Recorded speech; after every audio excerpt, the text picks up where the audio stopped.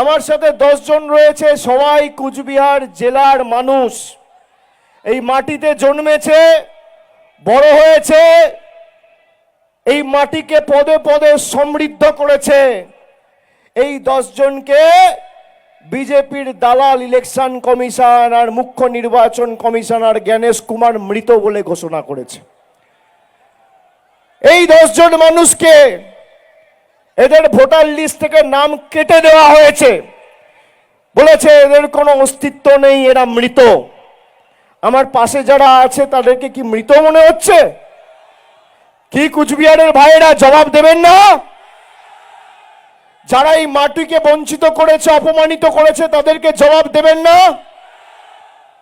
আমার হাত ধরে যে মাসিমা দাঁড়িয়ে আছে, কত কষ্ট, তাও আমাদের সবাই এসছে।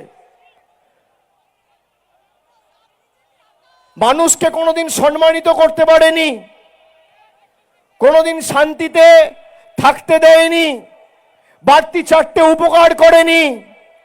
তার মৌলিক অধিকার সে যাতে প্রয়োগ না করতে পারে, তার ভোটাধিকার কেড়ে নেওয়া হচ্ছে। আমাদের জল, কল, রাস্তার টাকা খালি নরেন্দ্র মোদী আর অমিত শাহ সরকার বন্ধ করে রাখেনি, আমাদের ভোটাধিকার কেড়ে নিতে চেয়েছে এই দিল্লির জমিদার আর বিজেপির জল্লাদেরা।